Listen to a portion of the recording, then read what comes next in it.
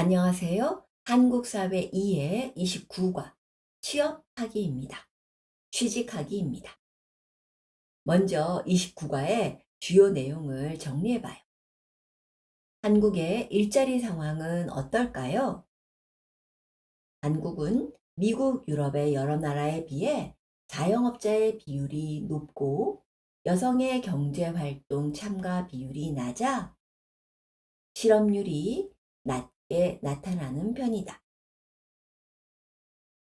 실업률이란 일할 의지와 능력을 가진 사람들 중에 취직해서 돈을 벌고 싶은데 일자리가 없어 취직을 못하는 사람의 비율입니다. 그리고 자영업자는 음식점이나 미용실 같은 작은 가게를 운영하는 사람들입니다. 자영업자들은 가게를 운영하기 때문에 실업자가 아니고 이런 자영업자가 한국에 많다 보니 한국의 실업률이 낮게 나오는 것입니다.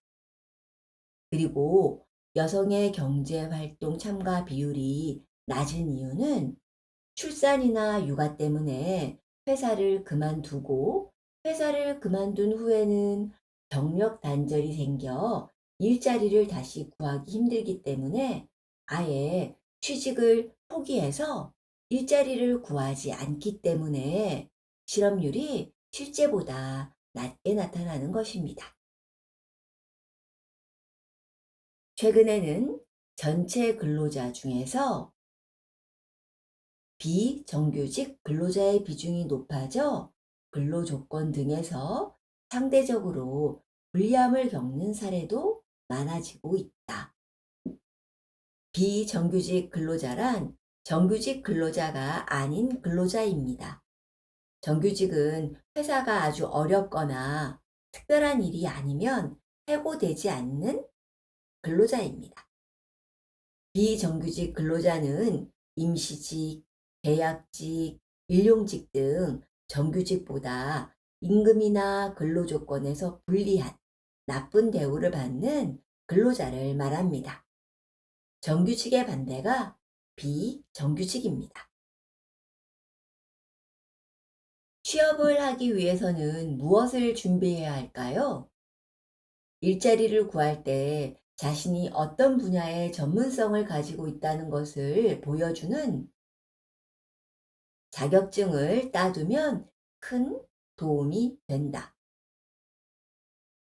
자신이 가지고 있는 자격증이나 경력 등을 이력서에 꼼꼼히 기록해 두는 것이 취업에 유리하다. 취업을 하게 되면 근로계약서를 반드시 작성하여 임금이나 근로조건 등과 관련된 근로자의 권리를 보호받을 수 있도록 한다. 근로조건이란 몇 시부터 몇 시까지 일한다는 근무 시간이나 업무 내용, 하는 일 등을 말합니다. 이번에는 탐구활동 문제를 같이 풀어보겠습니다. 한국의 일자리 상황에 대한 설명으로 옳은 것을 보기에서 모두 고른 것은 몇 번입니까? 기억. 한국의 실업률은 미국이나 유럽 국가에 비해 매우 높다. 아닙니다. 낮습니다. 니은. 전체 근로자 중 비정규직 근로자의 비중이 낮아지고 있다. 아닙니다. 비정규직 근로자의 수가 증가하고 있습니다. 디귿. 선진국에 비해 여성의 경제활동 참가 비율이 낮은 편이다. 맞습니다. 육아 출산 문제로 여성의 경제활동 참가 비율이 낮은 편입니다. 리을. 한국 정부는 실업자와 근로자를 위한 사회보장제도를 확대하고 있다. 맞습니다.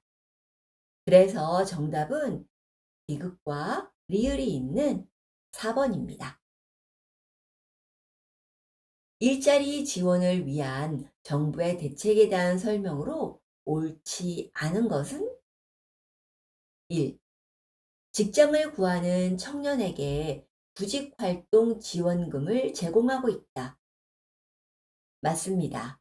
그리고 취업 성공 패키지 제도를 청년들을 대상으로 실시하고 있습니다. 2. 실업자가 다시 취직할 수 있도록 교육 프로그램을 제공하고 있다. 맞습니다. 3. 육아를 하는 여성을 위해 출산 및 육아 휴직 제도를 권장하고 있다. 맞습니다. 그리고 근로자가 자신이 일할 시간을 선택해 일반 근무 시간보다 짧게 일하는 시간 선택제 근무나 일과 육아를 함께 할 수 있는 환경을 만들도록 남성에게도 육아휴직 제도를 권장하고 있습니다. 4. 은퇴 후에 일하고자 하는 70세 이상 인구부터 재취업을 지원하고 있다. 아닙니다. 70세 이상이 아니라 60세 이상부터 지원하고 있습니다. 정답은 4번입니다.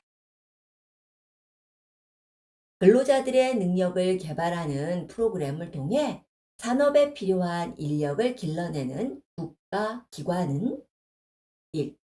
취업 박람회 2. 평생교육기관 3. 한국산업인력공단 4. 외국인 근로자 지원센터 정답은 3번 한국산업인력공단입니다.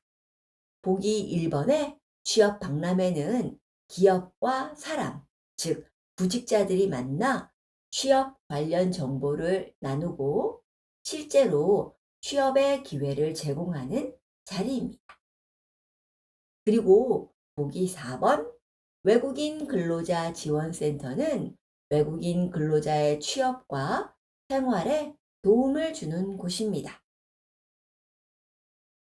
여기서 구직, 일자리를 구하는 것, 구인, 일할 사람을 구하는 것 등 구인, 구직 등과 관련해서 한국이 일자리 정보를 제공하는 워크넷도 같이 기억해 두면 좋겠습니다.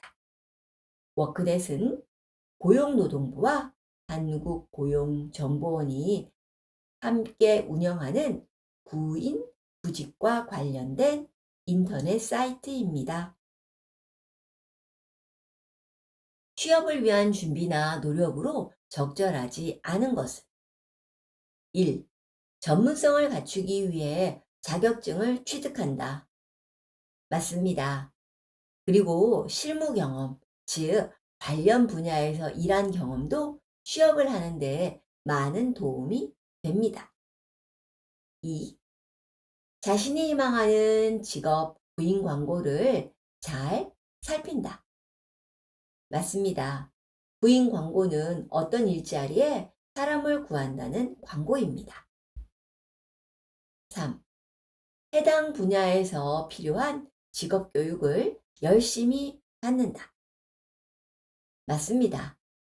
각종 직업학교나 평생교육기관, 한국산업인력공단 등에서 직업교육을 실시합니다. 4. 취업을 위한 면접을 할 때 소극적인 모습을 보인다. 아닙니다. 적극적인 모습을 보이는 것이 더 좋습니다. 정답은 4번입니다. 다음 빈칸에 들어갈 알맞은 말은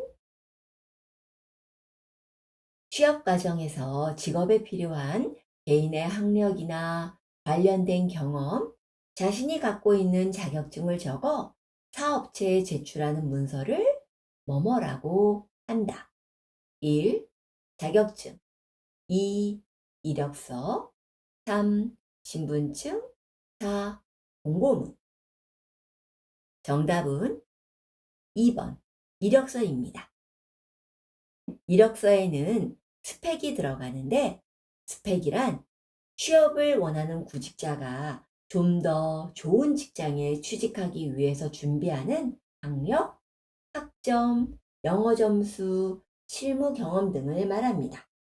최근 한국은 취직 경쟁이 치열해서 취직이 어렵다 보니 다른 사람들보다 더 좋은 학교, 더 좋은 성적, 학점, 뛰어난 외국어 실력 등을 쌓으려고 청년들이 노력하고 있습니다.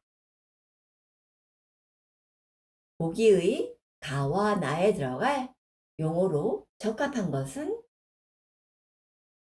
취업할 때에는 자신이 취업하려고 하는 업체가 하는 일은 무엇이며 정식으로 등록되어 있는지 확인해야 한다.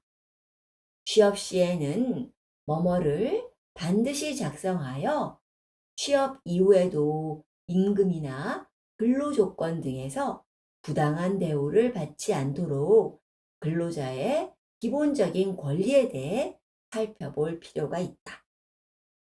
특히 이민자나 외국인의 경우 일자리와 관련된 문제가 발생하여 도움이 필요한 경우에는 뭐뭐나 한국산업인력공단, 각 지역의 외국인 근로자 지원센터 등에 문의하여 도움을 받는 것이 좋다. 정답은 다의 근로계약서, 나의 고용노동부인 4번입니다. 자기소개서는 자신의 성격이나 경력, 장점 등을 다른 사람들에게 소개하기 위해 작성하는 문서로 취업할 때 이력서와 함께 제출하게 되는 서류입니다.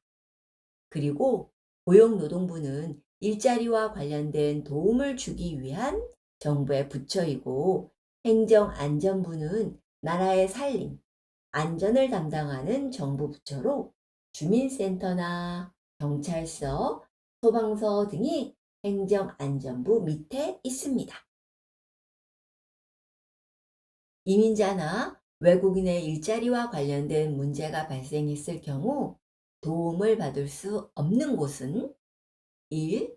고용노동 2. 한국산업인력공단 3. 한국소비자원 4. 외국인 근로자 지원센터.